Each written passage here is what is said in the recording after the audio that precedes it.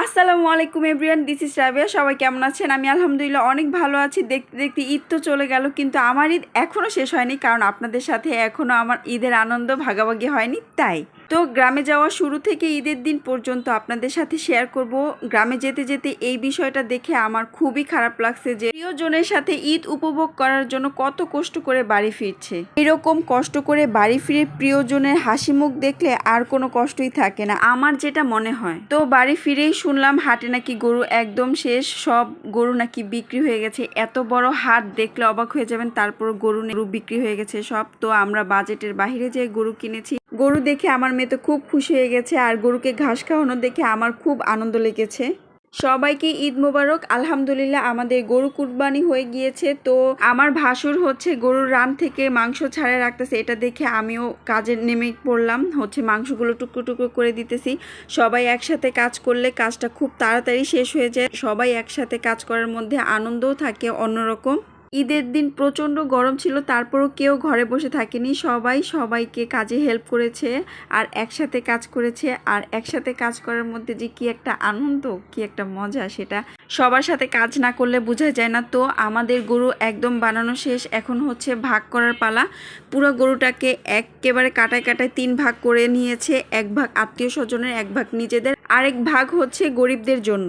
গরুর তেলটাকেও ছাড় দেওয়া হয়নি, তেলটাকেও 3 ভাগ করা হয়েছে। তো আমরা দেখতেছি আমাদের গরুতে কতটুকু মাংস হয়েছে আর কি হিসাব করতেছিল। তো এর মধ্যে ভাগাভাগি একদমই প্রায় শেষ। এখন হচ্ছে গরিবদের জন্য একদম উঠানের মধ্যে বিছিয়ে দেওয়া হবে, মানে আধা কেজি পরিমাণের মাংস, যেন একবেলা আলু দিয়ে ভালো করে একটা ফ্যামিলি খেতে পারে। ওই রকম মাংস গুছিয়ে রাখা হচ্ছে, যে যে আসবে তার হাতে 1 ভাগ 1 ভাগ করে দিয়ে দেওয়া হবে। এইভাবে আমরা প্রতি বছরই আমার শ্বশুরবাড়ি হচ্ছে ভাগ করে দেওয়া হয় গরু মাংস। প্রতিটা মানুষই হচ্ছে আনন্দ সহকারে বাড়ি ফিরে যায়, এটা দেখে মনের মধ্যে একটা আনন্দ কাজ করে।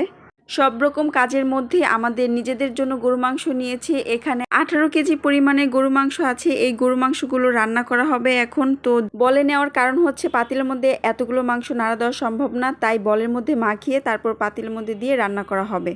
গরু মাংস হতে হতে আমরা বউরা সব নেমে পড়েছি ভুঁড়ি পরিষ্কার করার জন্য। আসলে ভুঁড়িটা খেতে যেমন মজাদার, পরিষ্কার করতে তেমনই কষ্ট। ভাইরে ভাই, আগে তো কখনো ধরিনি, কিন্তু বিয়ের পর যদি কাজে না হাত দেই তাহলে একটা কেমন দেখায়, নিজের কাছে আসলে খারাপ লাগে। এর জন্য প্রতিটা কাজেই আমি হাত লাগাই, কম হোক আর বেশি হোক, আমি প্রতিটা কাজেই সাহায্য করার চেষ্টা করি। ভুঁড়ি পরিষ্কার করতে করতে আমাদের মাংস রান্না একদম শেষ, ঘ্রাণটা পুরো নাকে আসতেছিল। তো আমি ভুঁড়ি টুড়ি ফালায় তারপর হাতটা ধুয়ে চলে গেলাম পাতিলের কাছে লবণ হয়েছে কিনা দেখার জন্য। তো কালারটা দেখুন, মাশাআল্লাহ, আলহামদুলিল্লাহ অনেক অনেক মজা হয়েছিল।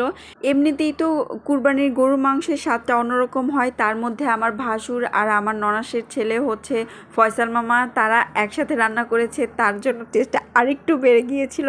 গরু মাংসতে লবণ হয়েছে কিনা তার জন্য আমি 1 বাটি উঠিয়ে নিয়ে গেলাম স্বাদটা দেখার জন্য, মানে স্বাদের সাথে মানে লবণ হয়েছে কিনা সেটা টেস্ট করার জন্য। তো ভিডিওটা আজকের মতো এখানেই বিদায় শেষ। সবাইকে আল্লাহ হাফেজ।